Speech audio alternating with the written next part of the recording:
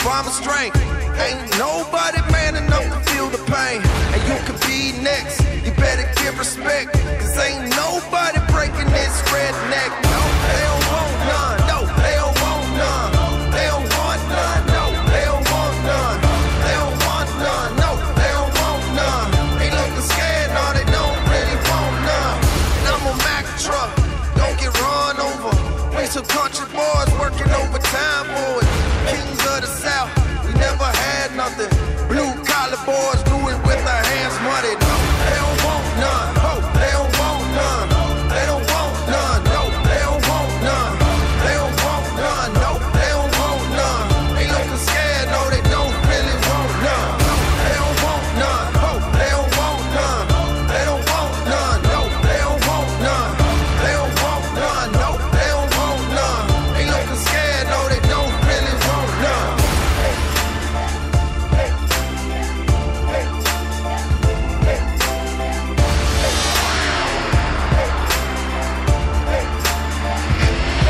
What's up, guys? My name is Nate the Great. You are listening to Pro Talk Wrestling here live on Spreaker.com. And I am actually here in Stevens Point interviewing another local broadcast, another podcast. You guys, Smart Money is in the house. I am here with Chris Lockman, AJ Jensen. Guys, how you doing? What's up? Awesome, man. Thanks for making the trip. We appreciate it. Hey, thank you guys for your time. It's always fun having you guys on. But actually, this is the first time I actually have an actual podcast team on the show, featuring two guests, as a matter of fact. It's always been one. Yeah. But first time ever get to have you guys on here. And for those of you that are listening in live, feel free to join in on the chat. We'll be answering your questions every now and then. But let's just get right down into it. First going to get to know you guys a little bit and a little get to know about your guys' podcast. So start with you, Chris. Professional wrestling. What got you interested into it, and what's got you hooked on it for all these years? For me, it's been more of a family thing. My grandfather was the one that actually got everybody, all of my family into wrestling, and it was just something that we would do. He would take me to, anytime there was an indie event, a WWF event at the time, anytime there was anything around, that's kind of what we would do. So Monday nights were always devoted to flipping back and forth between Monday Night Raw and WCW Nitro.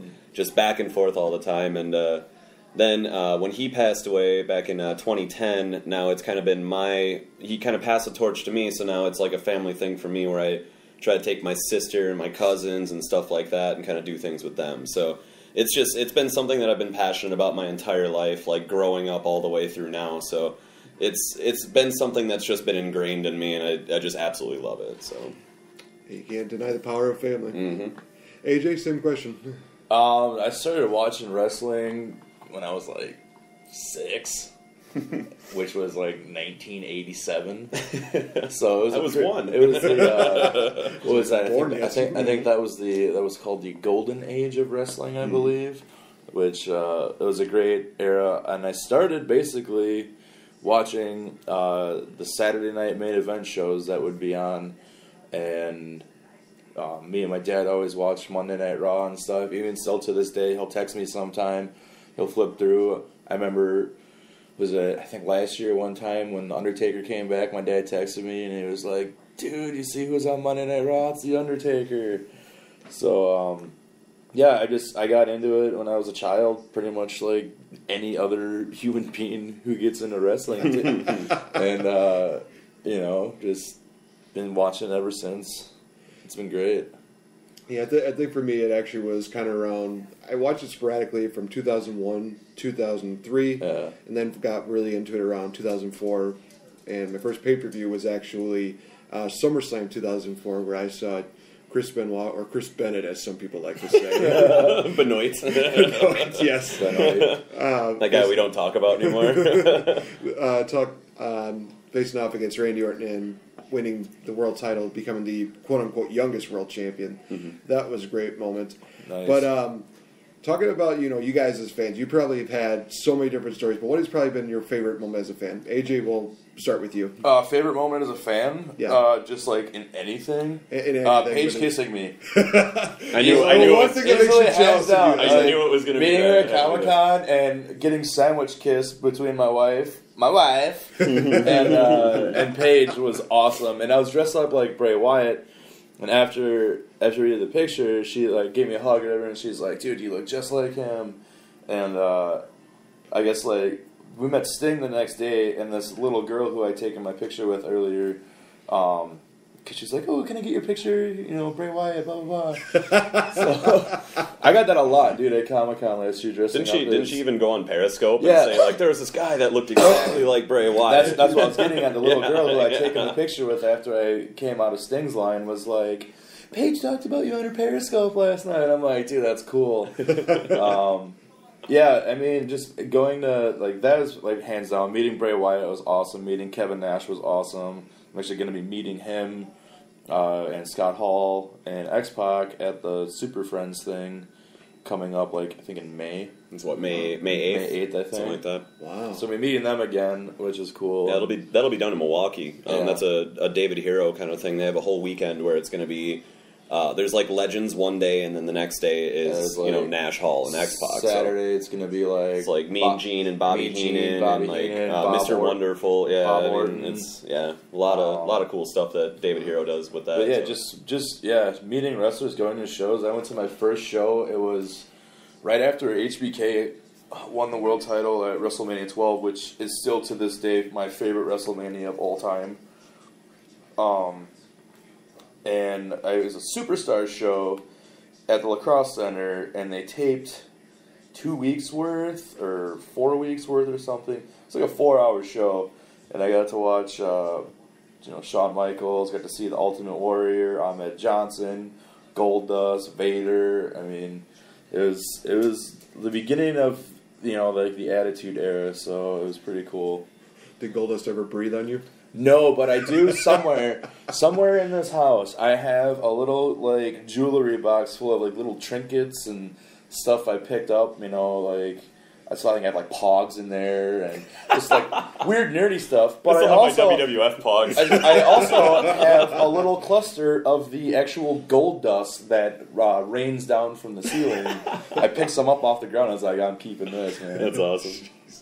All right, Chris. Favorite moment as a wrestling fan, Oh man, that is tough, man. or at least like top 5 or something. Yeah. Oh man, that is rough. I guess like for me personally, it would probably be another thing going back to my grandfather of going to, I believe it was a live SmackDown show here in Stevens Point at the Quant, and that was 2010, and only because of the fact that it was myself, my grandfather, my wife, and my sister and my 2 cousins, and it was just one of those things that he ended up passing away like a week later, so it always stuck with me that we actually got to have that final moment of everybody enjoying like the thing that we did the most. So I thought that was cool. But I guess as far as being a fan, I would say probably WrestleMania 14 was probably the one that that's going to be my personal favorite. That was what, Austin HBK? Yeah, that was Austin HBK. That was Triple H versus Owen.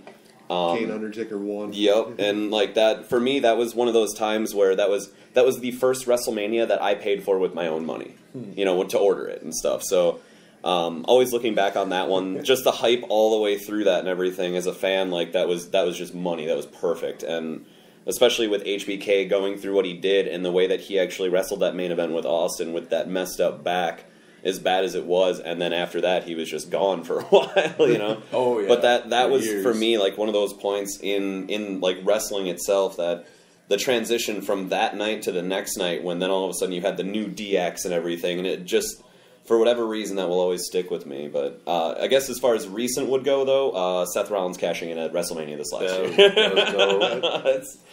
It's funny too. You're talking about Shawn Michaels with his back injury. Going back and rewatching like Attitude Era Raws on the network with that Austin feud, you actually see they stop. He doesn't wrestle for like a month or two, and he comes out. They'll beat up Austin or whatever. But there's one particular moment, I think it was a week before WrestleMania, where they're in the ring and he super kicks Stone Cold, and you can just see the look of pain on Shawn's face, and he kind of does this little like crouch down kind of like limp thing. You can just see he was in total pain.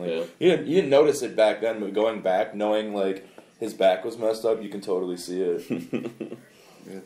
Also, the chat log is live, and actually the Squared Circle podcast, Spencer Hart, i.e. Max Beatty, they just messaged. They just said, saw the photo of AJ and Paige, totally jealous, LOL. I'm just saying right now, Spencer, you just noticed that now, because I've been noticing this thing for like, at least since I've known you. Yeah, right. It's been my profile pic.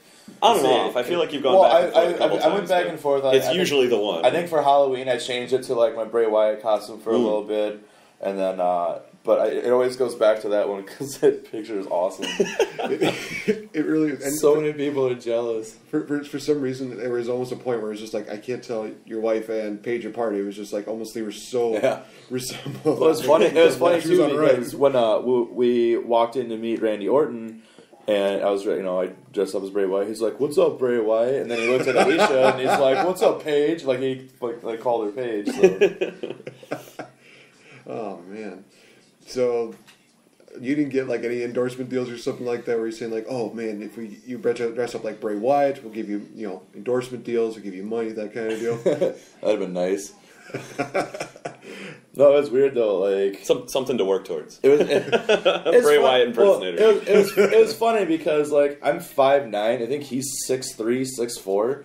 I had like grown ass men come up to me and do like double takes. Like, I thought you were really him. I'm like, come on, man, he's way taller. He's way taller. But I must have gotten my picture taken with fans like 300 times. The best one was this little kid. He was in an Ant-Man costume. He's like, oh, can I take a picture with you? So he wanted to do a pose. Dude takes off his Ant-Man mask, busts out like the spider pose. So like he's doing the spider pose. So I dropped down on my knees and just do like the Bray Wyatt like arm spread. It was so cool. Like stuff like that was awesome. Like kind of makes you feel cool. Mm-hmm. When people are like people notice like your costumes are like, hey, your costume's cool. I want to take a picture with you. And I did not think I was gonna get that. Because it's Wizard World Comic Con, and I'm there for all the wrestlers. So do you think if we ever went to a Raw and you dressed up like that, do you think they would do you think they would move us, or you would be like, this is just how I look? This is just me, right? Well, I don't know. I would definitely, if we ever go to like Raw or SmackDown, dress up as Bray Wyatt. We'll have to sit with Nick too when he's Gold Dust. Maybe we can go backstage. Right. But as far as them moving us, I don't think they would do that because we are dressing up as current roster stars. They only move people dressed up as legends now, don't they? Yeah, I mean that's usually just what people go with or whatever. But I've actually had two occasions where I've actually had people wanting to take pictures with me. The first one was actually the night after I think Extreme Rules. This past year, I was doing the live podcast from inside the inside Green Bay's arena, the Resch Center, yeah. And I remember talking to these people, and these guys were very, very nice. They were very talking to me. One had a Bo Dallas T-shirt. God, thank you so much for supporting that guy. Yeah, right. But during that podcast, they were saying like, "Oh, can we take a picture with you?" It's like, yeah. So I'm basically holding my phone awkwardly, taking a picture of these guys, like, eh. And then when we went to Green Bay again for the Shopko Hall NXT event, the guy loved the classic WWF belt with the winged eagle one, yeah.